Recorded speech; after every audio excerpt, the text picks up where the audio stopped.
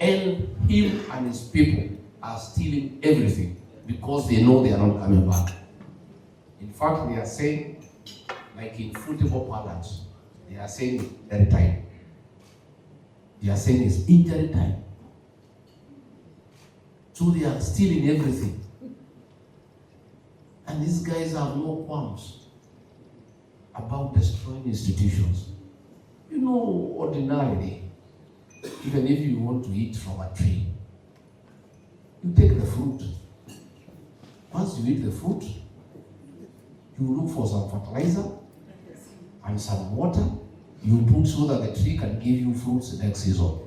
Sindio? So that is wisdom. Hao watu mtu na watu yake wanakula matunda, wanakula matawi, wanakula branches, wanakula the stem, wanakula mizizi, wanakula mpaka ile mchanga iko kwa hiyo vitu. What's up my people, karibuni sana, welcome to Mr. and Mrs. G. Yes sir. Unasema, boeka hivi. Siaboeka ni baridi. Sasa kuna baridi, tupo tunangoja jua, na kama wazito wetu ndio wanaingia saa hii. Ukiona tumepiga pamba, jua kuna kitu ina happen. Yeah. Tumeng'ara. Jazoea kupiga suti. The reason is why your corporate today. Yes. Na tuliwa promise mheshimiwa akikuja lazima tutakuja tuwaambie nini na happen. Na we are here. Simple as this too. Yes. Lakini before that ni lazima kwanza tuseme asante kwa wale watu wote wamekuwa support. Niliona ma comments pale zimejaa. Yeah, they were telling us this is very nice. On Nimawera is saying Murima, Precious Murima man. And Nas Media is saying Kabisa. You know ile video ya last. Yeah, and then people are saying good stuff, keep it right there, bro. Then kuna nyingi tu mzuri na kutapita tu. Kuna Nora anasema great festival there wa Murima, my people. I wish I'm there due to my status one day by God's grace. You will one day. Na kuna watu wamekuja juu ya video, wameona kwenye tuliwaambia kwenye tutakuwa wakasema leo lazima. Leo, yeah. Na mmoja wao, hata nikuonyeshe ndio anatupiga picha. Wasalimi. Hi my people.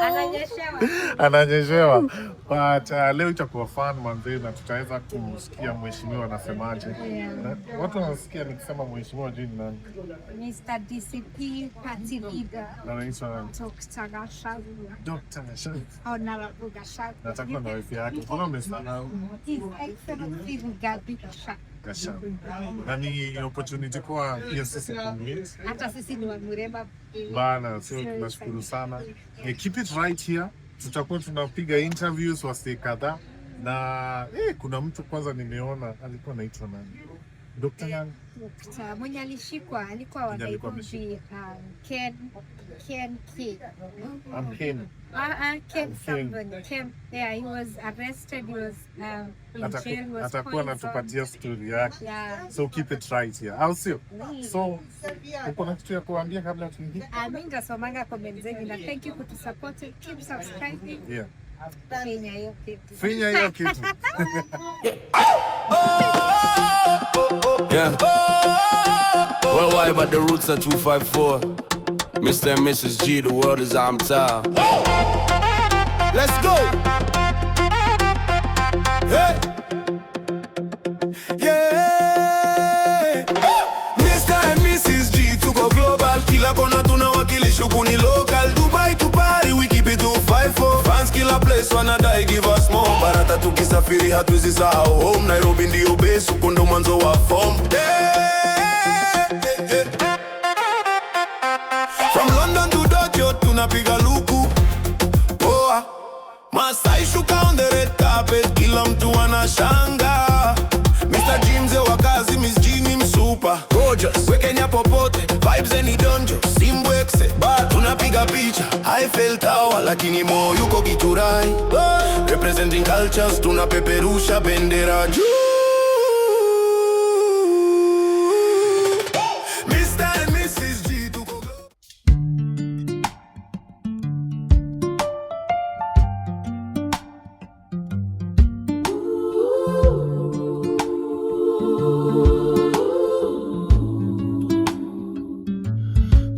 Nalia sana mama, kwa damu iliyomwagika, watoto wamepotea, ndoto zimezikwa chini, kutoka pwani hadi ziwa, kutoka mlima hadi nyanda, bado tunaimba pamoja, ijapo mioyo imevunjika, na mito yabeba huzuni ya miaka ya majeraha, lakini nchi yanong'ona, bado nyinyi ni ndugu. Mama Kenya usilie, tutashikana milele, ukabila usitugawanye, sisi ni watu wa taifa moja, toka Turkana hadi Mombasa, Kisumu hadi Garissa, moyo moja chini ya Mungu, Kenya daima milele. Tuligeuza maneno visu, Majirani wakawa wageni, moto ukateketeza nyumba, hofu ikaingia mioyoni.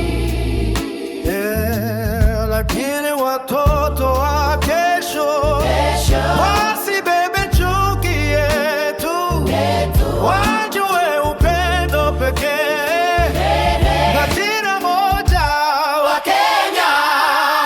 Na upepo wa nchi ubeba sauti za watu, Luo na Kalenjin, Ziungane kuwa wimbo moja. Mama Kenya usilie, tutashikana milele, ukabila usitugawanye, sisi ni watu wa taifa moja, kutoka Turkana hadi Mombasa, kutoka Kisumu hadi Garissa, moyo moja chini ya Mungu, Kenya daima milele.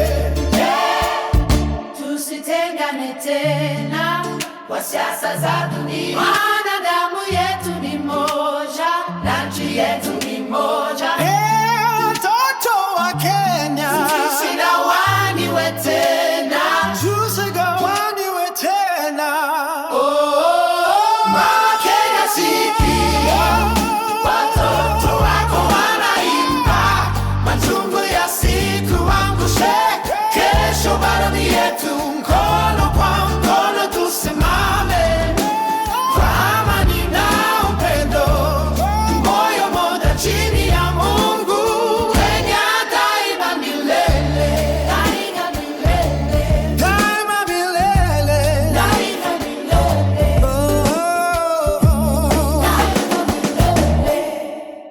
Yeah, Mr. Medho, habari ya leo? Nzuri sana. Leo umefanya poa sana kukuja. Asante. Tell us experience yako ya UK imekuwaje? Wow, UK has been very good. I've been to many places, but the hospitality of the people of the UK has been amazing. Yeah. Since I came a week ago, it's been very, very, very good. Yeah. There are so many lessons to take home. If we get government, there are so many things that we want to borrow from the UK. Yeah.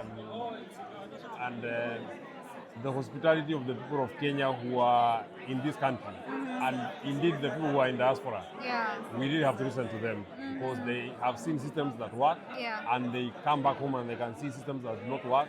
So therefore, there's so much that they can borrow from their experiences Yeah. here and many other places of the world. The people who are working here, you know, the kind of things that they have here, Yeah. the kind of systems that are working here. There are many things that they can borrow and take home. And not knowingly that sisi ndio cash crop ya kwanza. We are the ones who are sending a lot of money. Yeah, hapa. How do you feel about that? It cannot be that wenye wanapeleka pesa mingi sana hawana stake kubwa sana kwa ile mambo ambayo inafanyika huko nyumbani. They actually have to have a voice. Their voices must be heard. Yeah. It cannot be that their work is only to support the economy. Absolutely. They should be able to support the economy and be able to also participate in terms of policy management and development in our country and our nation. Oh, that's That's well said. We appreciate you Thank Vedo you. actually. Thank It was you. nice to have you around. Asante. Na unajua unakaa brother yetu nilikwambia. You told Sasa me. huyo unamtafuta, mpigwe picha, anasimamishwa kwa barabara like he's your brother. Yeah, I'm very happy that at least kuna watu kutoka nianza kuweka nywele, kuna watu wengine wame karibu wanafanana na mimi. Unapanga kunyoa? Tukifukuza kasongo. That's very nice. Yeah. Asante sana for Asante, your thank time. you very much. Kirudi wasalimie na mwende Asante. safari njema. We Asante. appreciate I'll your come back. presence. I've liked this country and I've loved this nation. Yeah. I'll come back and visit. Kila time ukiwa huku tutakuwa tunakuwelcome hivyo hivyo. Asante. Thank you very Sawa, much. thank Asante. you. Thank you. All right. Thank you very much. Mr. Njoroge sir. Hi. Habari ya leo? Safi kabisa. Good to see you, mister. Good to see you. Mi sijui nitaanza wapi, but to start congratulating you for all that you have done. Really? Hebu tuambie maneno ya leo imekuwaje? Well, today, Yeah. maneno ya leo ilikuwa fiti. Tulianza safari kutoka saa 10. You must be tired. Yeah, it's all right. Yeah, but it has been a long day. Yeah. Tulianzia kutoka 4 asubuhi. To wake up and kwenda mpaka airport kuchukua His Excellency. Yeah. We were happy because he arrived safely. Yeah. Na ile kitu ilinifurahisha ni kwamba tulikuwa watu wengi sana wenye walikuwa waenda kumwalika. But it was good because tulienda tukamchukua tukampeleka mpaka kwenye naishi. Yeah. Alafu tukarudi nyumbani kujitayarisha. Tena tumerudi huku tena. Wow. Yeah. And for those who don't know you, do you want to like do a short introduction? Right. And tell us who Mr. Njoroge is? We know you, Yeah. but our people don't know you much. Yeah. But we want our people to know you.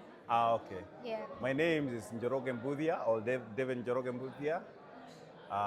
Naish Bedford. I live in Prescott, Bedford. I'm the chairman of Kenyans community in Bedford. I'm also the chairman of Murima Community CIC UK. Yenye ilikuwa na event the last week.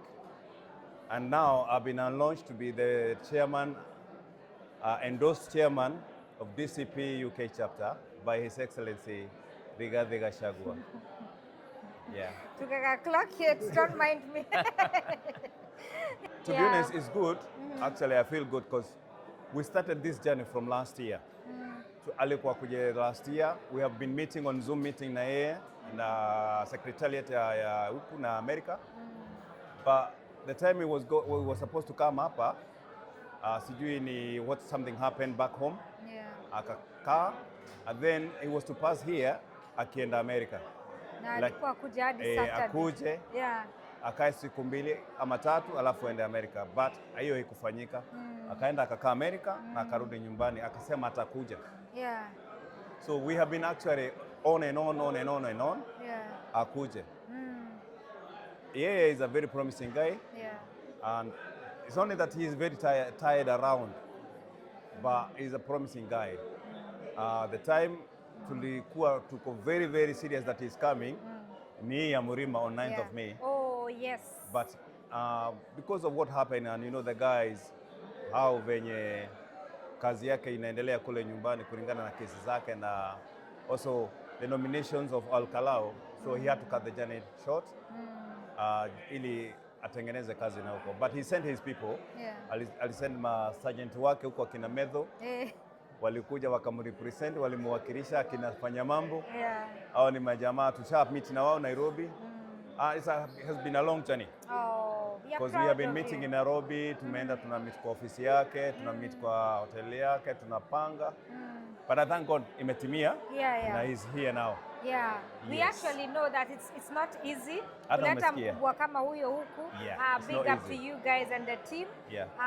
And what is next now, if I may ask? Tunajua tumekuwa na festival. Yeah. Ilikuwa ya kwanza. Yeah. So as a chairman, Yeah. ni nini ingine unatutayarishia? Wewe. Sasa hiyo ilikuwa kionjo. Yes. And by the way guys, I want to say thank you. Okay. Because the time I met you, mumefanya kazi nzuri sana. Oh. Na actually kama kuna mahali nitakuwa naenda or anything happening, you have to be there. We'll be behind you, Mr. Yes. Njoroge. To be honest, Yes. we have been having problem with the medias and coverage over here, there and there. Yeah. Now we have got so many things happens in UK, events, promotions inaendelea, Yeah. lakini there is no coverage. Na and even people now told us some of them didn't know about Murima Festival. Exactly. We have spoken to the guy who is a senator, said they didn't know nothing about it. So marketing would be of a good essence. That's true. Making people know in advance. Like now we already know the events happening now in August. Yeah. That would be better if we know earlier. Yeah. And we will be supporting you in making people aware of such as they watch this. Yeah, I would like to explain about Murima. Murima is a cultural event. Yeah. When we sat down, and I'm a chairman of a Kenyans community in Bedford, na mimi aim yangu ni kuleta watoto wetu wajue utamaduni wetu. Kabisa. Na tukashikana na wachairman wengine kadhaa hivi. Tunaendaga chama pamoja. Yeah. Tukasema the best thing we can do ni kuanza this kind of a traditional events. Yeah. Ama tunakutana online. Kuna watu ambao they don't know about our culture, walikuja hapa kitambo. Wamezaa watoto, watoto wangu wamezaliwa huku. Okay. They don't know about our back home, how it normally happens. They don't. So we decided that's the way we can take a step. Yeah. And that's when we decided to start Murima. Yeah. And then Murima, it's not a business thing. It's a charitable CIC that we are doing it to actually educate people about our culture, about our originality, our heritage, yeah. And also to enlighten our children. And those people who came here a long time ago, they have already forgotten about their roots. Oh, yeah. So that's the aim of Murima. I don't think even they can speak Kikuyu. Wengine wamesahau kuongea Kikuyu na Kiswahili pia. Na kusikia maybe hata hawasikii. Yes. Oh, so that's the aim and that's the drive we are doing it. And you saw last week how it was. It was brilliant. Beautiful. That's a lot of people showed up. Actually pulling such a crowd is not a joke. I didn't expect that to happen. You did. I swear, no, I didn't. That day you were looking overwhelmed. We could tell. I tell you. That's why we didn't get a chance to interview you. Yeah, I was all over to make sure that everything is running nicely. But I thank God, and also for you guys for your media and your social media. It went viral. So thank you very much. He's doing a very good job. Yeah. Now, I want to say thank you to those people that have been sitting behind the tent, nyuma ya hema, kuongelelea na kupanga hii mambo ya Murima. I have got mtu kama Kenyati Njoroge from Nottingham. He's a chairman from Nottingham. Murima is united by different chairmen from different areas in the UK. We got Chairman Peter Mwangi from Reading. He's a very straightforward person. We got Chair Dan from Oxford, anaitwa Dan Gatuko. We actually work together, we listen together. We got coordinator mtu kama Nancy. Tuna Lucy Kihara, she is also a coordinator there. We have got JT, he's a very hard-working man. The JT, the man on the media. He's the one behind, he knows everything about the events. And actually, I want to say thank you very much for JT, because most of the things that we were thinking to do or to go on that side, he was trying to guide us on this because he have done it before. Yeah, and all the people in my team. And also even give me a chance to be their chair. Laisi. They have seen that I'm able to do it, and I have delivered it. And I thank God he has enabled me to deliver. Yeah. And I want to say that, guys, let's work together.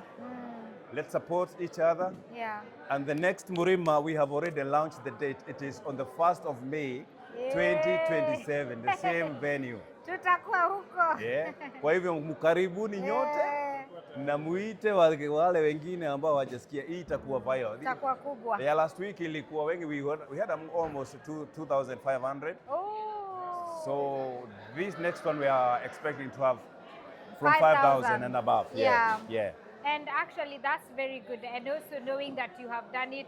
Yeah. We say authority comes from God. Yeah. So wakikupatia hiyo kitu walikuwa wanajua what they are doing. I thank God for that. Thank you so much. I thank God for that. Yeah. Na nimeshukuru sana. Also for Rigathi kukuja na kutupa. Alifika leo and he was able to be here. Yes. He must be jet lagged or something. Huyu Rigathi tumeenda mpaka kwake wa Munyoro. Tumekaa chini, ametuchinjia, tumekura, tumeplan hii journey for many months. And eventually it may happen. Eventually it may happen. I want to say thank to God. hata kuwa na yeye hapa, nasema ni asante sana. Nashukuru Mungu. Yeah. Yes. Oh, we are I'm proud hoping of you you and get the thank job you. Yeah. as a president. Yes. And once you get the president, as when you tumeomoka. amesema hapa, he will look for us. Yeah. We are able, because we have got so many people here with the potential. Everything will be good for us. Yeah. I want to say thank God for Yeah. him, and whatever he's aiming to do, may God accomplish. Yeah. Yes. Thank you so much. Thank you. We appreciate you. Nimeshukuru Asante. sana. Thank you Ona very much. gũtũroraga. Yes. Gũtũroraga na ritho rĩakwa. Thank you, thank you. Wow, what an evening. Let me first take this opportunity to thank all of you who are here tonight for this dinner in our honor. Reverend Dorcas and I are indeed very grateful, and we feel very honored and privileged to get the opportunity to dine with you and to have some little conversation. Let me, from the onset, thank the officials of the entire DCP UK chapter for the very warm welcome, meticulous planning, and for all the arrangements that you have made to make our stay here comfortable. We want to say thank you. Since we arrived this morning, we feel very spoiled. We have really been taken care of in a very good way. You have shown us a lot of love, and we are feeling very good that we are here. Let me say that I've been looking forward to come to the UK, and my various attempts to come here always get mad or somewhere along the way. But finally we are here, and we are very grateful to be here.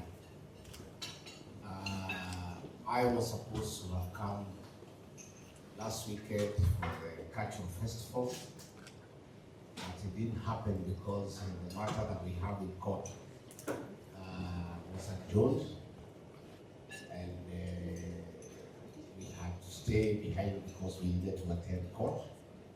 Number two, we have the by-elections in Okinawa, and there were electoral deadlines that necessitated that the nominations be done on the 9th, the day I was supposed to be here. And Senator Meadow and my people here reviewed upon me to stay behind, just to make sure that things are okay and be in a position to handle whatever fallout that would have arisen from the outcome. But I was informed that there was a lot of pressure, that I needed to come because a lot of planning had been put in place. You had spent resources, and everybody wanted me to come and spend time with you. And that's why we are here. Initially, we had agreed that I'll be here for a month, and I was really looking forward. There were many planned activities taking a whole month. But the pressure at home is unbearable. Our party, DCP, the slogan is Skiza okay. Kenyans say, no, you cannot be away for a month. Much as you want to go to the UK, the situation at home is unbearable, and we need you around to help us put pressure on William Ruto so that he can come to his senses if it's possible. So I am sorry that all those activities that have been lined up, we will not be able to do them. We spent a week here to do what we can, but we'll be back. The night before I left Kenya, there were price hikes for diesel and petrol to unprecedented levels ever seen in the history of independent Kenya. Everything is almost ready to halt. Diesel is unaffordable. Tomorrow, all fares will go up for matatus, for Uber, for buses, for the border, and consumer products will also go high. So Kenyans are in tears, they are in anguish. They really don't know what to do. So we need to get back home and come up with a strategy on how to put pressure on this guy and see whether he can get some sense into his head. It's very difficult. We'll try. So we may not be able to stay as much as we have wanted, but we'll make the best out of our visit here. I really have wanted to stay and get to visit, get to stay with you people, get to understand you, get to know what you want, what you do, what are the challenges, what do you think we should do in Kenya. And I really wanted to have time to listen to you. And I wanted to have quality time. But difficult times call for difficult interventions. So we'll just have our word we are now. Otherwise, we are here and we are happy to find you looking good, looking happy, singing well, and that's what we want. First and foremost, I'm very happy when I see the people of Kenya who left home and came here to expand their territories, to look for opportunities. And I'm always very grateful that the people of Kenya have a big impact back home. You people contribute billions of dollars to our economy every year. And you know that in the 70s, coffee was #1 foreign exchange earner in our country. It was overtaken by tea in the 80s. And Kenyan tea became the #1 foreign exchange earner. In the 90s, both tea and coffee were overtaken by tourism. And tourism became #1 foreign exchange earner in our country. But today, as we speak, for the last decade, the #1 foreign exchange earner for the country are the remittances from the diaspora of your people. You are the drivers of the Kenyan economy. You are the ones who are driving our economy. The money that we use to pay our foreign debts, which is huge, comes from here. The hard currency that we use for importing goods from China comes from here. But it is sad that the people who contribute the highest amount in foreign exchange are not serious stakeholders of what happens in our economy. It cannot be. It cannot be. And that is what we intend to correct. That those who contribute the biggest amount to drive our economy must have a say in how those funds are utilized.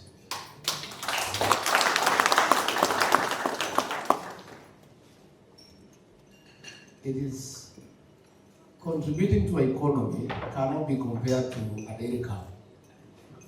See, a dairy cow is just milk, but it has no say how the milk will be, whether it will be consumed. You know, people who contribute to the economy cannot be treated like a cow. But you just milk, and that's it. You decide what to do with the milk. The diaspora people must have a say in the economic management of our country, good governance, and they must also be active participants of driving the Kenyan economy. That is why I said when I was in the US, I made a firm commitment to the diaspora people in the United States. I want to make the same commitment to you tonight. That the administration that we intend to create next year, God willing, with the support of the people of Kenya through the bank, is a partnership with the diaspora chapter. The Kenyan people out here will be part and parcel of the next administration. I know many of you may have one or two doubts, because similar promises have been made before. The only difference is that all those people, and you know, who have been making those commitments, most of them are liars. But you know for sure that there is only one honest and truthful men in Africa, south of Sahara, north of River Limpopo, one man Rigathi.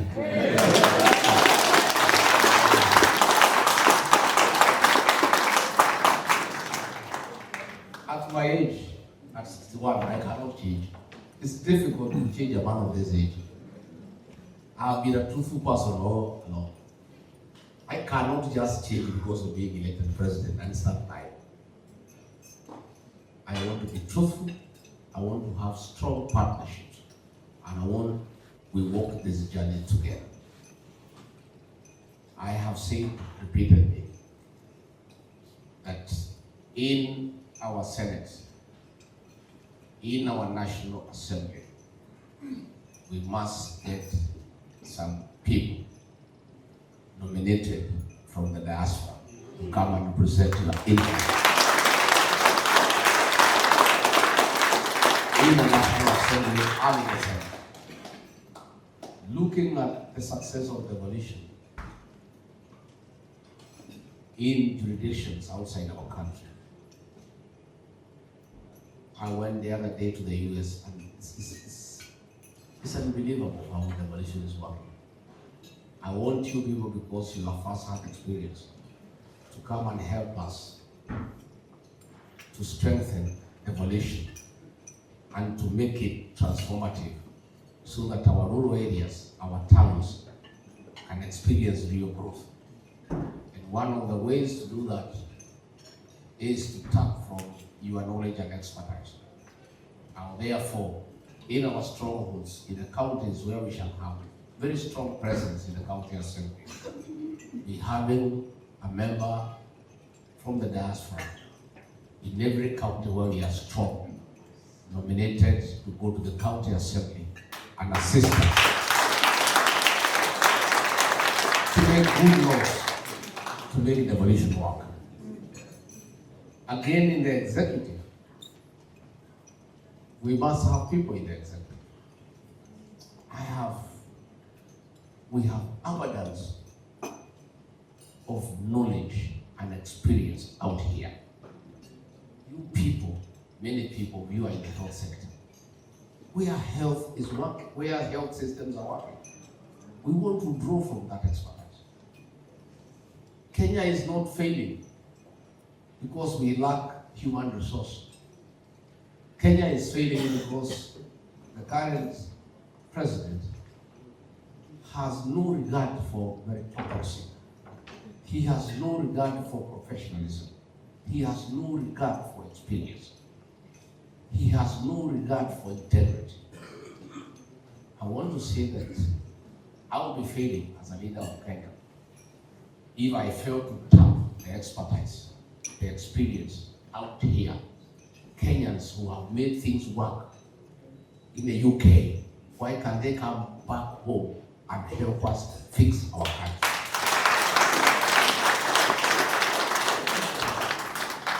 I'm very deliberate in engaging you. I'm not just coming here just to spend one time away.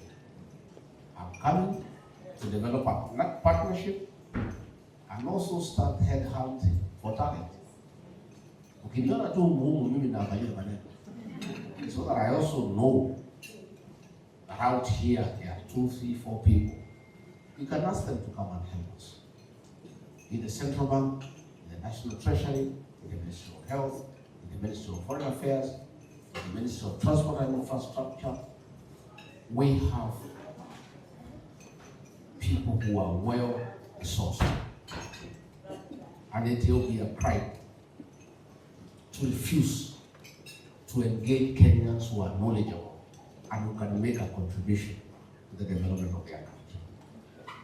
Again, in our foreign missions, I have said it again and again, and I want to repeat, that you people are best suited to run our embassies abroad. You understand? The administration that we want to put up is to change our approach to diplomacy from the usual diplomacy of dinners and wines and champagne to commercial diplomacy. Who is better suited to know the business opportunities in the United Kingdom that can benefit Kenya than the team seated here? So why we need to bring a High Commissioner to London who will take the first 3 years learning to know the road, where and where. A High Commissioner is appointed for 4 years. So they come, the first 1 year, they are running around to know what is what, looking for school for their children. Isn't it? Knowing where is a supermarket, where is a good diner, where is a good this and that. That is 1 year in the switch. Then the second year, they want to start knowing which business opportunities are in the United Kingdom. Okay? The third year, they start now having a plan. The fourth year, they start implementing, their time is over. 4 wasted years. Why don't we just pick somebody who has lived here for 30 years?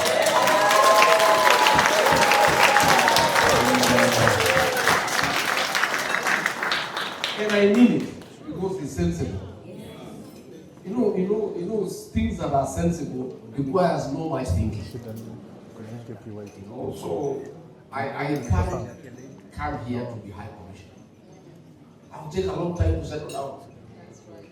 I'll take a long time to settle down. So why don't we get people who are already settled? You guys have qualifications. Makaratasi mumekula sawa sawa. Sindio? You have no challenge. You are also Kenyan.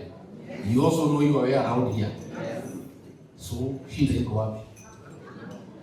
Yeah, iko wapi? So if it's consular services within the embassy, you know what problems that bedevil the people of Kenya and what you need to do so that Kenyans are comfortable when they are here. Sindio? So me, I want to promise you. You'll be very happy with my administration.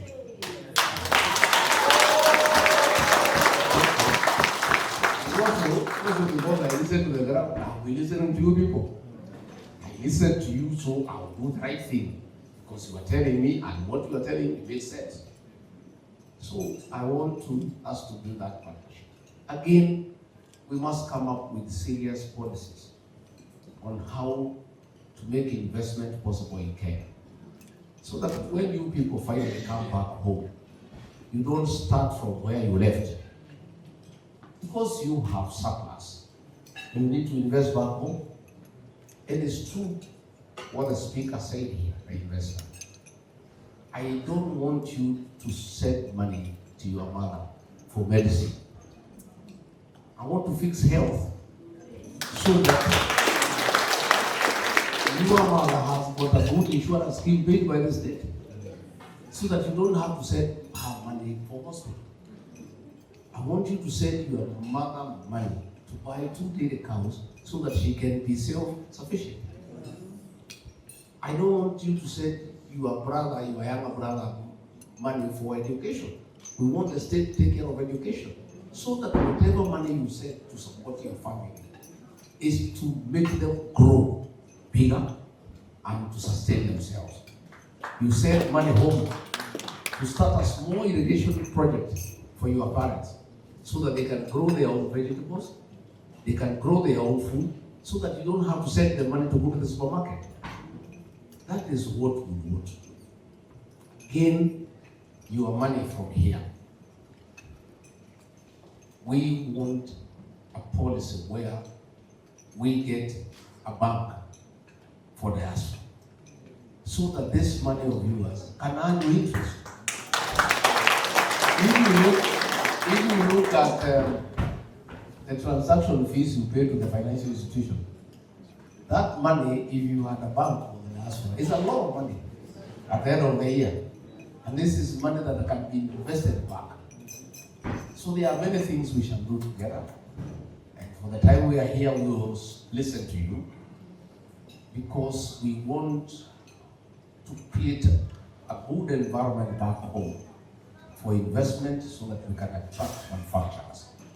So that when we get people from out here in the diaspora coming to invest in Kenya and start manufacturing farms, we create jobs for our young people.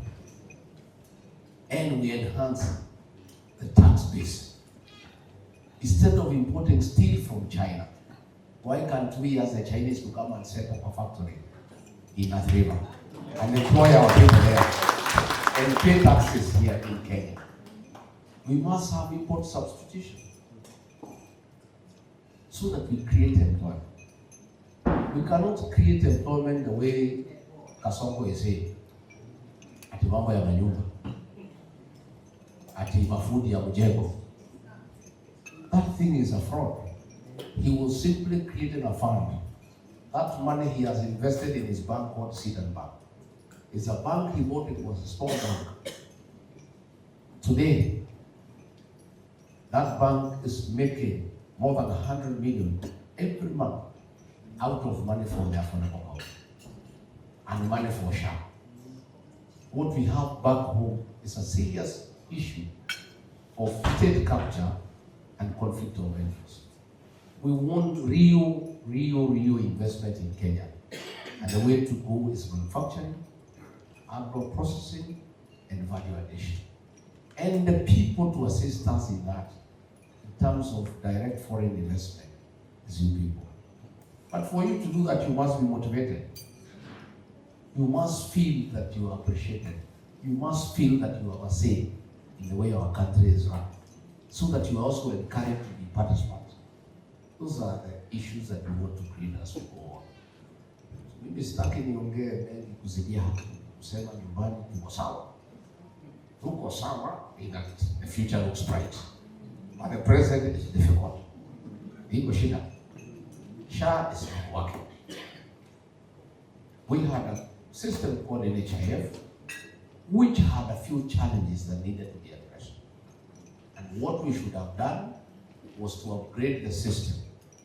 And an analysis has been done, and a proposal made that we needed 800 million to upgrade the NHIF into a workable health system. But William Ruto chose to drop it and come up with a project called SHA. That thing is a fraud, is a scam. It cost 104 billion Kenya shilling. But the actual money they paid for it is 1 billion. They stole 103 billion. And despite stealing 103 billion, the damn thing is not working. It's theft of public funds by William Ruto and Adedwa. One time.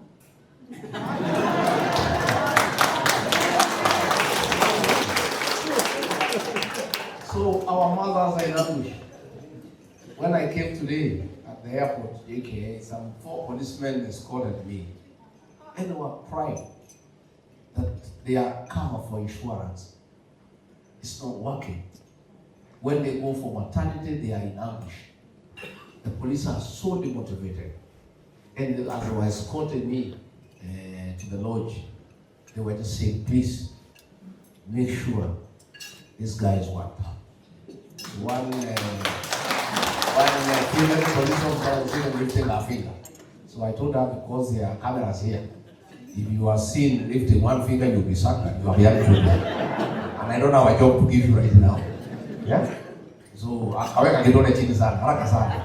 so the police officers are in trouble. The teachers are in trouble. The workers are in trouble. The pay slip has been raided. Taxation almost 45%. So really, we must have change. The positive side is that there will be change, and the determination is unstoppable. The payslip workers are 3.5 million. Every payslip holder has a minimum influence of 2 other people. So 3.5 times 3 is 10.5.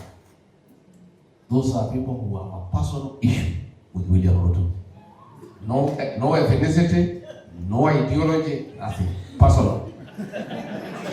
There's nothing as good in an election as people who have a personal issue. Because they have it and they know what they need to do.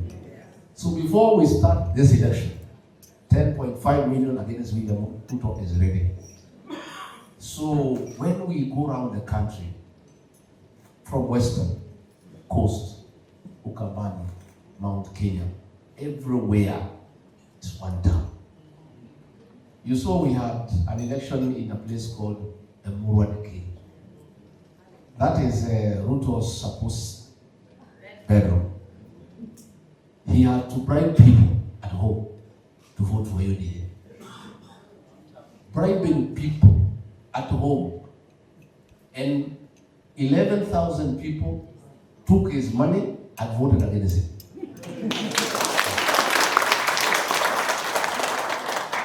That is how sweet the whole thing is.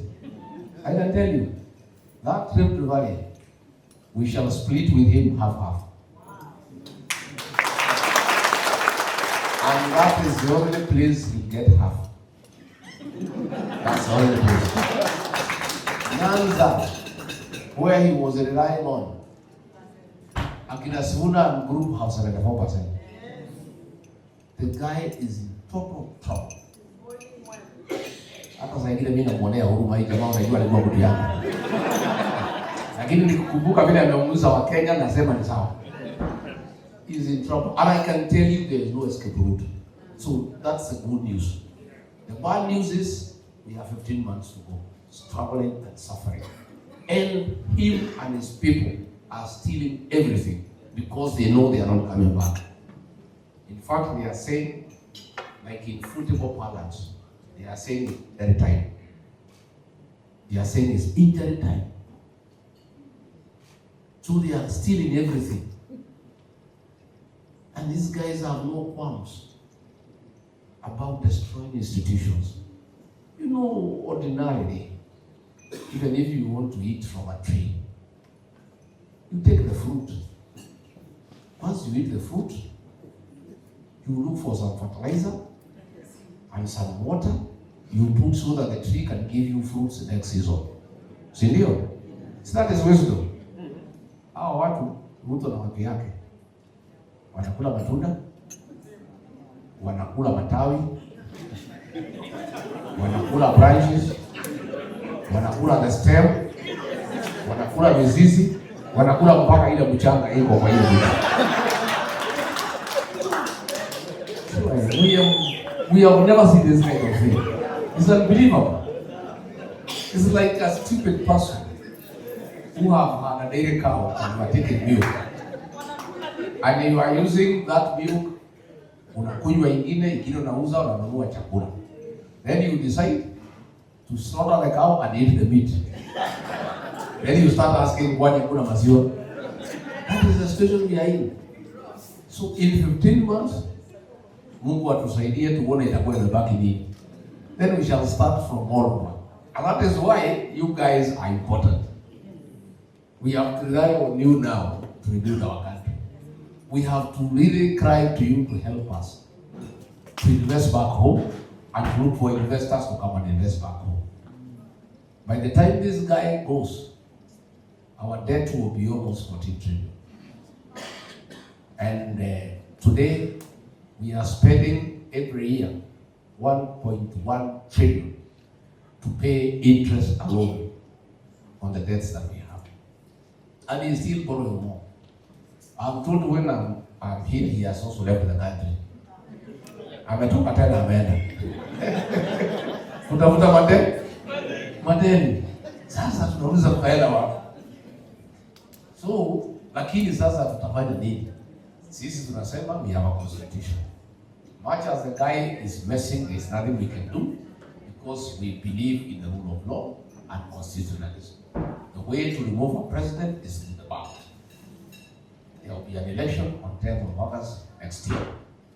We just have to vumilia mwaka ujao. Tuombe Mungu wasikule kila kitu. Hata kama wanakula matunda na matawi, watuachie at least kuchaka. so that we can plant another tree. But if they even eat the soil where the tree is, then we have a big problem. We have a big problem. They have made bribery a way of life. You know bribery, hapa kwetu hakuna bribery. No policeman here can take a bribe. Lakini kwetu zamani hata polisi wakichukua pesa ya bribe, at least walikuwa wanajificha. Hata yule anapeana na kuja hataki aonekane. Huyu mtu anahonga watu mchana.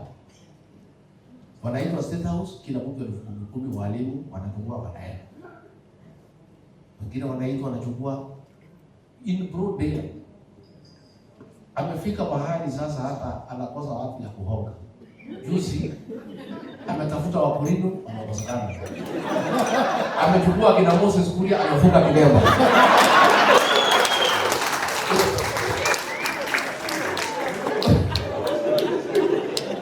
Simuliona Moses Kuria na kilemba. That is how low this guy has sunk. You know? He is desperate for the Church of Christ. Sasa ameitana wakulima wakuja watu wamekosekana. Nimependa hii Moses Kuria atafutieni mimi wapi? Utafute kitambaa waini atakate kufunga kukucha. Sasa Kuria akaona ndio akonvince wengine hata yeye afu. Juzi ameenda bahari hapo watu mmoja. And because amekuta kanisa haiko watu, and you know for a church to look credible, you need a lot of women. Because women are normally straightforward. Hata maombi yao inafika haraka. Yeah, so amefika pale kanisa ya AIPC. Ndio ionekane sawa.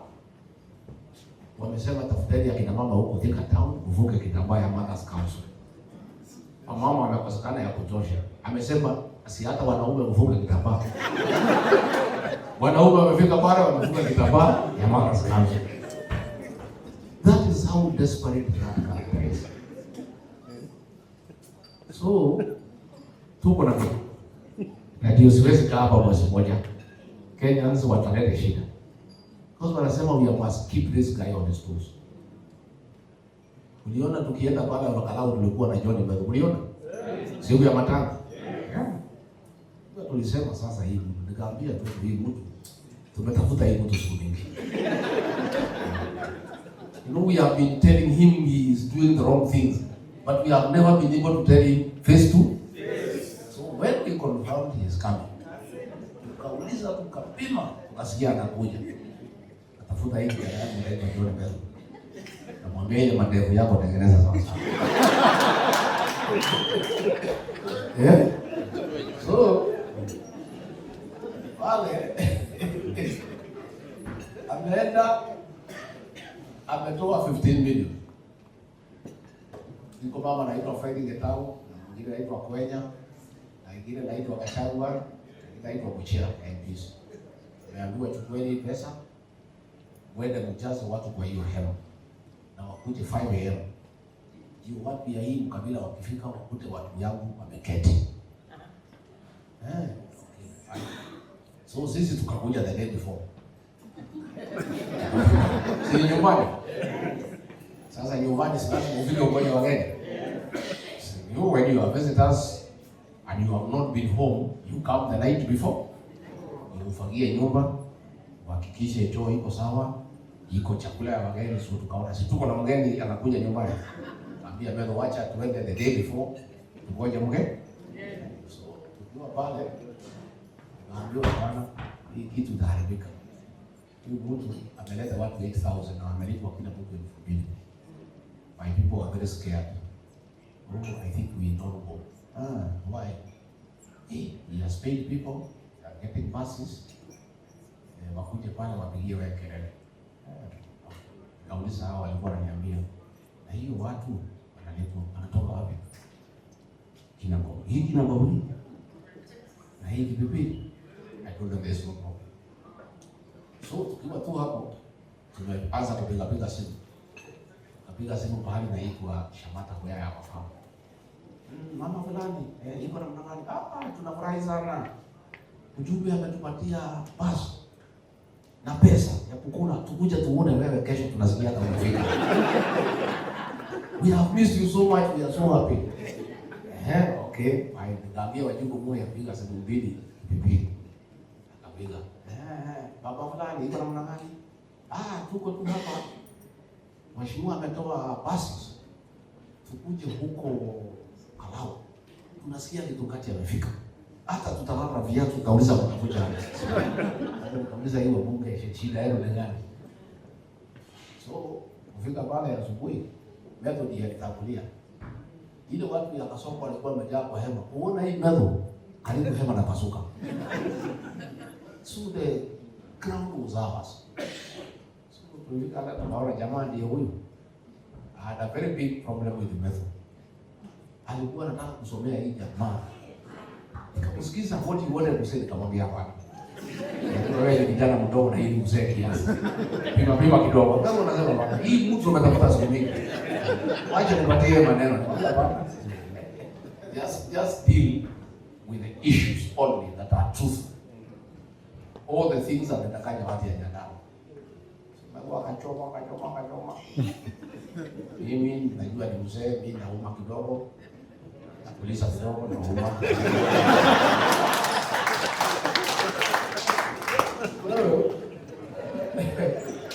Let me tell you, my people, don't be worried.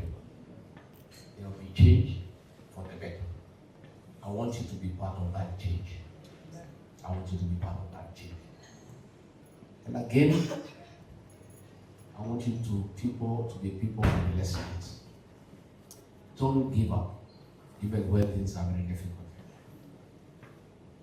For a long time, next 100 years, when the history of lessons will be told to our children and grandchildren, the story of Rigathi Gachagua will be told.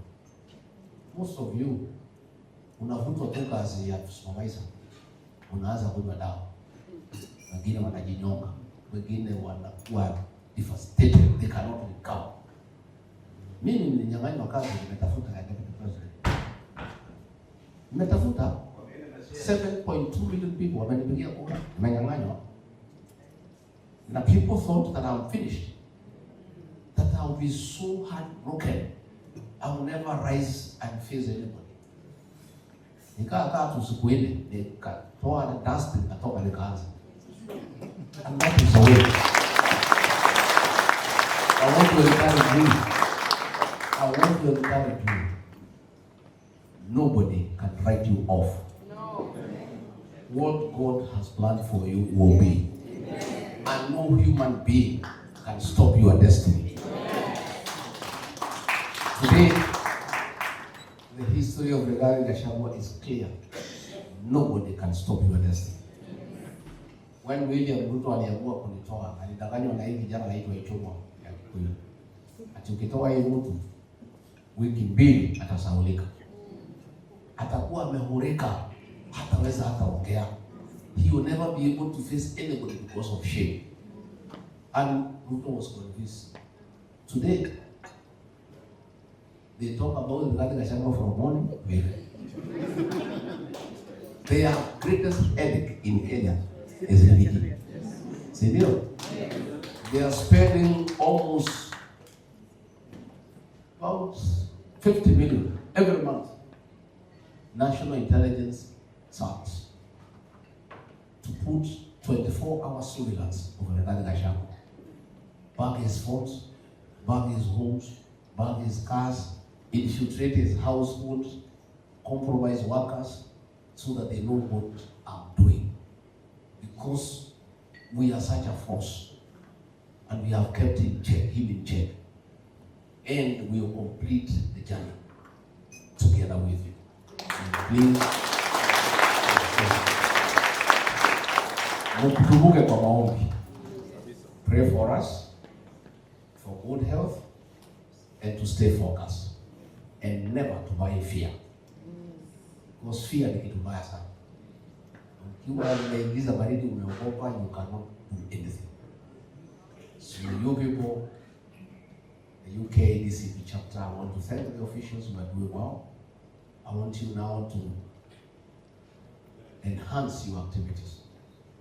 And I want you to help us in cloud. Kalau is a good story. It's gonna be a hard fight. In the sense that Ruto and his people will try to bribe our people. But the people of Kalau are resolute. They are great people. We shall have a big win. My challenge, and I'm at Senator level at Majiko Moya, is to work on the margin. We must beat them with a very wide margin in our club. So that young man called God of our candidates. I had employed him in my office. And when I was removed, he was also removed. He has really suffered. His family has suffered. He has nothing. He doesn't have a car. He has nothing. But the people love him the way he is. So kabla nitoke nimemtafutia pickup moja ya kumsaidia. I'm asking the UK chapter, see how you can work and raise some funds for that campaign for that young man, so that he is able to move from point A to point B. He can have campaign posters, he can have agents, and he can have meetings.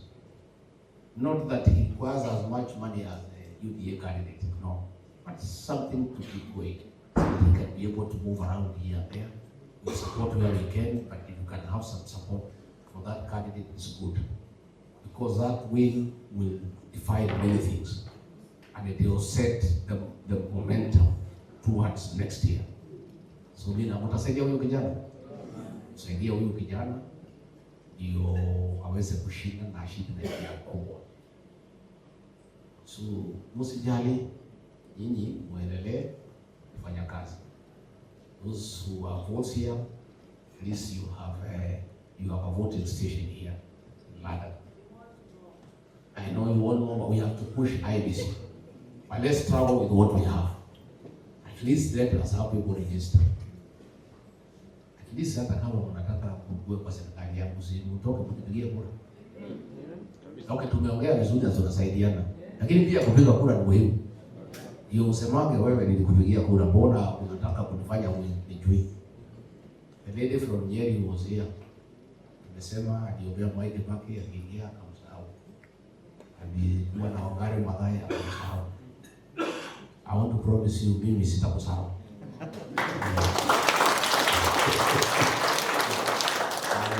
And we'll be together. Na tutakuwa hapa, tutarudi. We'll be coming from time to time. So mine is just to assure you that I want a very strong partnership with us, with you people and ourselves. Au tusaidie mpige simu nyumbani. Tell your parents, tell your brothers and sisters to make sure all the young people have registered as voters. Please, wapigie simu na mkaze hao. Na because munasikizwa, kwa sababu mnatumaka kitu mwisho wa mwezi, ndio munasikizwa zaidi. Ukikosa kutuma hakuna mtu atasikiza nyinyi. So because you have a voice, and you have a very big voice, by the way, you people don't know how influential you are back home. You play a very big role in this election by talking to people back home to do the right thing. So call back home and make sure everybody within your household, everybody within your larger family is a registered voter. Then follow it up to make sure you turn out to vote. What we want is a very big margin. In my estimation, when I've done my arithmetic, we want to give this guy a margin of between 5 to 6 million, so that he doesn't even go to Supreme Court. Tukiwa tumemwacha na kula milioni 5-6, anatupigia simu anasema, Rigathi, tumetoka mbali, tafadhali wewe chukua, lakini usinifuate. Sivyo? So nimwambie wewe na wewe behave. Usilete fujo. Toka pole pole uende soko. Akule ukaenda wapi. So don't worry. What we are working on is a margin. And finally, I want to assure you, we are committed in a united opposition. To myself,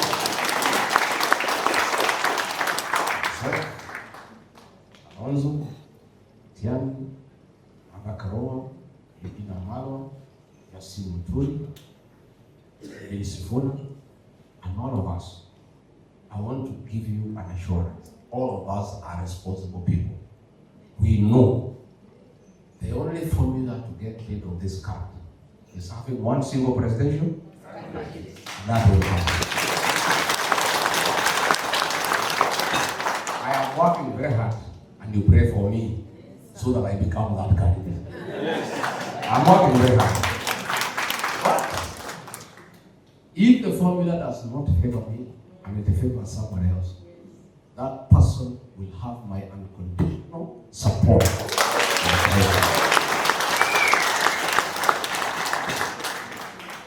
There is a singer from Gatanga. What is his name? Yule ameiba hiyo wimbo.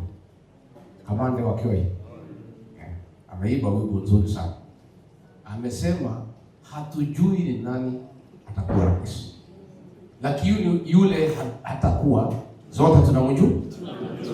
Si hata nyinyi mnajua? Yes. Are you also there? Yes. You don't know who will be, but you know who? That is what is now important. So mimi, I'm working hard that I'm given the flag. Na ninajitahidi sana. I don't work hard. And Kenyans are appreciating that I work hard. And I work even harder. Continue supporting us and praying for us. Na kwa Mwenyezi Mungu akikubali ikuwe ni mimi, huyo jamaa nitamkimbiza kama baisikeli ya kuibiwa. I'll wind him up. By midday atakuwa nyumbani. Because mimi namjua zaidi. All the other people tuko nao, hakuna anamjua kuliko mimi. Mimi namjua sana. And it's not difficult for him to beat. To start with, is a coward. Naenda juzi yako Mandera. Bwana jirama hapo, mimi naona mwingine ananitisha. Mimi ni rais, unatisha mimi ni rais. Mimi na jirama. Hapo kulikuwa na balloons. Balloon moja kwa sababu ya jua ikamzunguka. Jamaa anakitembelea kidogo.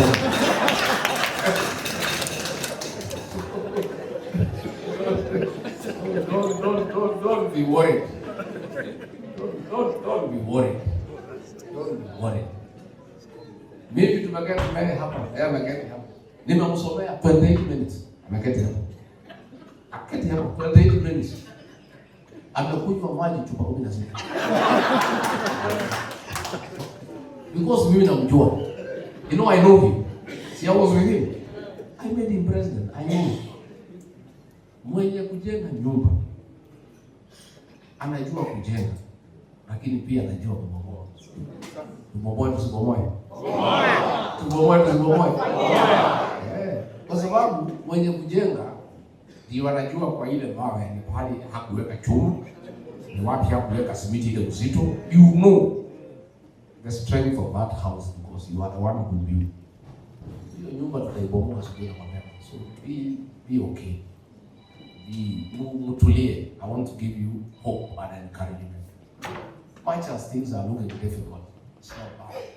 But we shall restore our country. We shall restore the dignity of the person. We shall create a good environment for business. We shall make it easy for investors to come and invest in our country. We shall do away with bureaucratic red tape, too many licenses, too many conditions that foreigners cannot come home and invest. We must deal with corruption. People must stop asking investors for shares in their company. People must stop demanding money from investors for them to come and invest in Kenya. We must make Kenya the best destination for investment. And that is where you people will play a great role in assisting us to identify investors who can come home and invest, so that we can create job opportunities for our young people, enhance our tax bracket, so that we can get money for the development of our country. So mimi nimeshukuru sana, sitaki nizidi hapo. Mine is now to say that the DCP UK chapter is officially and formally launched, so that we can proceed and make our party strong. Yes. again hata I kukutana am in leo. good health, You're in good- 100%. So I got nothing to complain about. That's amazing. Yes. I'm also good and I'm happy tumekutana tena. Okay. It's been amazing leo kupatana na our DP, former DP, na watu kugather pamoja. Yeah. But we are talking about how we can make things better considering we are the highest cash crop, we can call it, Yes, we in are our not a country. good cash crop, yeah. And we are the people who are making changes and sending money home. Yeah. What would you say or tell people about it right now, where we are economically and what could be better? I think we need to go back to this original idea, which is causing a lot of problems for Gachagua himself, about shareholding. Yeah. Because we cannot be the diaspora. We are sending so much money. We are Yeah. actually sustaining the country in We a way. are. And yet, we don't have shareholding in what happens in Kenya. And one of those things really is about voting, Yeah. right? And I'll give you An example? an example. Yeah. In 2022, there was a potential of the diasporans of about 3 million People. diasporans in the whole diaspora. Yes. And yet, only 10,000 voted. Why did that happen? One, if you're talking about somebody who is in Manchester, Yeah. Manchester is 3.5 hours Yeah. to London. Absolutely, that's true. Yes. And that is if there is not train Is it- strike. yeah, exactly. And people who don't like driving actually, 3 Exactly. hours drive. Yeah. Yeah. So when you start telling somebody to get himself from Manchester all the way to London to go Yeah. and vote, it just doesn't make sense. It doesn't, and some of them are maybe working that day. Exactly. Yeah. So for me, I don't know why we are not taking up this issue of blockchain voting. Blockchain. Tell us about blockchain. You know, everybody knows that anybody who has got a A Bitcoin. smartphone. No, let's start with the Bitcoin. Yes. Anybody who has got a Bitcoin, they know very well that that Bitcoin cannot be stolen. It cannot exchange hands without a proper system. Yeah. Right? Yes. Okay? And what that basically means is that when we talk about blockchain, we are talking about the most secure system of registration of voters and voting itself. All right?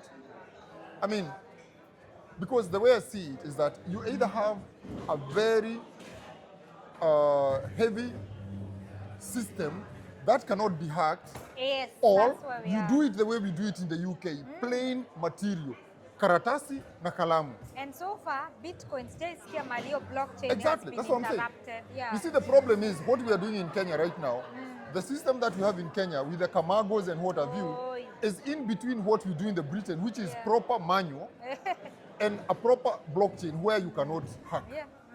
So what we really need to do is get into a position where we do the blockchain, where Yeah. everybody in the diaspora, the whole 4 million potential voters in the diaspora Can be able to actually do it vote. at their comfort of Yeah. their home. So let me say this. Even if we talk about today the way we are talking about 5 stations in the UK, the UK probably has got about 250,000 Kenyans. You will still not manage to get 50,000 voters, even if you No. got 5 voting stations. Yeah. System ya hata EABC Yeah, exactly. hawawezani nayo. So for me, Yeah. we cannot discuss hii mambo ya even 5 polling stations. Because if you do that here, let's say even if you go to America and you do the same, even if you have 10, Yeah. I believe right now probably you've got about 1 million Kenyans in America today. What does it cost to have a ballot box in every city? Is it possible? It would be possible, Yeah. but because of these issues of diplomatic manenos, you know, because like ideally where you're voting is supposed to be like a designated place, like it becomes Kenyan. Kenyan designated Yeah, polling that is why we station. do it at the embassy. stations. Yeah, okay. Because you see, when you go to the embassy, you are Yeah. like you are in Kenya. Yeah. So you're talking about creating 5 Kenyan spots in the country. Okay, okay. In fact, the whole process of doing that is enormous. It's not even something that can just be done overnight. Oh, okay. Yeah. So we can talk about it until the cows come And it's home. unfortunate we are approaching 2027 and we have not thought of how impactful that can be. Absolutely. Yeah. So for me, blockchain is the answer. And blockchain will work for everybody because you cannot steal a blockchain vote. You can't. and the systems are there. The guys who have proposed that system in Kenya, there's a group in America that has come with a system. Yeah. They are happy to roll it out, and it's the most secure system that we can have. That can't be hacked. Yes, you understand? So for me, I don't know. If anybody is talking about the diasporans voting, there is no other way that you can help the diaspora to Unless vote. somebody want to promote your kuiba kura, Yeah. this is the only way out, honestly. Exactly, you In know. this 21st century, we Yeah. need such technological things, technical things to do to deal with serious matters. Absolutely. You know? Yeah. And because it has worked elsewhere, so why is it that we can't Why use it? not us? Yeah. And even when you think about it, these guys, you know, a whole blockchain system would cost about 4 billion shillings. Yeah. IEBC is asking for 63 billion Wow. to do the elections in 2027. So it will have saved us over 50 million. Not 50 Billion. million, 50 billion. Hey. And yet we don't have money for capitation. Yeah. And yet we want to use an extra 55 billion for elections of one day. And we cannot send money to school. There is no money for feeding day school students in Kenya. Yeah. Oh, that makes a lot of sense. Do you understand? Yeah. When you say when you speak, you're categorized. When you speak is what determines who you are in a Yeah. person. Yeah. Most politicians speak very nicely, but when they get to that leadership space, they turn to something else. I think we need to remember what Lee Njiro said the other day, the former PA of Moi. He Yeah. said, all these politicians are cousins. They're cousins. You know, that's why you find, Yeah. even when you talk deep with all these politicians who are vying for the presidency and all that kind of thing, Yeah. none of them are very keen on changing the laws or adhering to the law and order in Kenya so that if somebody steals, goes to jail. Yeah. They just want to keep up with what is happening. All they want to remove Ruto and get somebody else who will replace him, but still keep the system. You understand? And that is the danger. Because if you don't change the system and you just replace the two people at the top, what good is it for Kenyans? now- Because if somebody is genuinely fighting for the Kenyans, there's one thing that should never leave their mouth. And that is why I would probably support people like Maraga. You know Which why? is? Just as the former Chief Justice. Yeah. Because Justice Maraga knows one thing. The only thing that needs to change in Kenya Yeah. is adherence to law and order. Adherence to law and order. That's the only thing that needs to change. So does In it fact, mean it's not happening now? It- There's it's no obvious- adherence of law and order. there isn't. That's why you can see all these things that are going on. Even looking at the shenanigans that are going now in the court, in the High Court about Gachagua, you can see even the whole National Assembly that makes the law. How can it be making the law, but it can't follow the laws that it makes? You understand?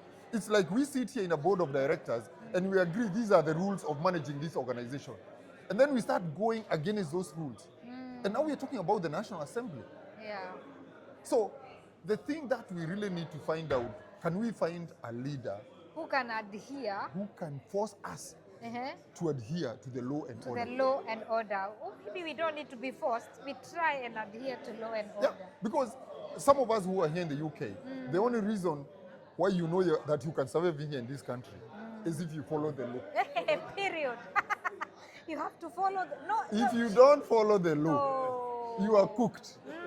The You know, system works to The follow system the works law. like clockwork. Eh-heh. You know, Eh. this is one country that you go against even the Road Traffic Act in this country. You are caught. You are cooked. Yes, you are caught 4 or 5 times over speeding. Your license is gone. Your license goes, and if you go beyond that, you could actually even find your own British citizenship cancelled Yeah. and you're sent back home. Yeah. But in Kenya, people get license even without knowing Exactly. how to drive. That's what I'm saying. Do we know that? That is why today, if you are to ask me today, the only person who knows the real cure for Kenya is Maraga. Because he's the only one who stands and says, Kenya does not need What does anything else. Maraga hold right now in the position? He's standing, he wants to be a presidential candidate. Yeah. He has declared to become a presidential candidate. But you see, the Kenyans, because they don't understand that you don't just need to change the people, you Yeah. need to change the system. So for me, if I was to cook something and actually give to Kenyans to drink, I would cook them a Maraga Give them a concoction vaccine. and tell them to drink Maraga. Yeah. Because once you change the problems that you have of not observing the law, The adhering of the law. yeah, And, then you're sorted. Yeah. Because that's the only reason why you survive in this that's country. brilliant. Yeah, I mean, I've known people who have come into this country. They even, some of you who come here, you want to get a British citizenship. Of course. Like we are You get about that. to. I remember one friend of mine who came here before me. He was caught drinking. He was caught again. Then he chapared his wife. Oh, He no. was given an order not to go near that place where his wife Bail lived. condition. Bail conditions. Yeah. He attempted to go in there. The next thing, he was caught. Kicked out. Did he not only lose his British citizenship? They sent him back home. Of course. They told him, you are not even going to jail He you didn't here. adhere to the law, despite who you are. They It don't doesn't care. matter. Yeah. Enda kwenyu haraka You get? faster. So for me, it is about if people can actually get leaders who can talk about the law and order, Sounds good. Yeah. Because that is what is failing. We are just clapping for people. We don't know what we that are is why, like saying. now, me I sit here and I'm listening. Am I Yeah. listening to people who are talking about how can we change the way the police is operating? Yeah. Because- Watu wacha kupewa 50 shillings. Polisi wa hapa, I don't think they accept bribe. They can't. They Let me tell adhere you. to law. Let me tell you, if you're arrested by a policeman here today, And you you give talk them about a bribe, he's going to take you in now for the bribe. Wachana na mambo ya traffic. Kwanza sasa hiyo tutaweka kando. ateka 50. Ateka 50. That one, You won't like it. that one will not work. In fact, Yeah. here now when you get caught, caught by a policeman, you plead. You tell him, I Please. know I am wrong. You didn't stop me because I'm black And accept it. or because whatever. No, I know you know your job and that is what you are doing. Eh. And if you are able to actually identify the reason why you are stopped, you say, Yeah. I know the reason why I was stopped and I'm sorry. And they tell you, before even arresting you, we are arresting you for this and this.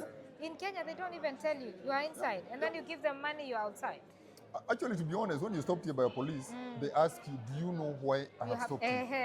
And if you're very okay, they can even listen to you Yeah. more if you know your mistake. Kenya ni utajua mimi nani. Tajua nini, who is Exactly. who? So, you understand? It's So not for me, nice. I think the day that we actually really get to a place where we can talk about real change Yeah. is when we will realize that the only reason why this country runs is because of law and order. Because you cannot think about a policeman getting a hongo Yeah. ama ati mtu apige kona like this. In fact, this is one country where mtu akifika retirement na kuna kesi ya mada alikuwa ana investigate, anaomba apewe extended leave amalize hiyo kesi Aki. Extended at leave. no pay. Yeah. Ulisikia wapi hiyo wewe? At no pay for your At no pay. information. Amalize kesi, hataki kuona nyumbani kabla hajashika nani alifanya Because hivi. they are so glued to their work. They are so You understand? patriotic to what So they for do. me, if Yeah. there's anything that we can talk, let's talk about blockchain voting. Please. Because once we get the blockchain voting, this lady here will not need to leave her house.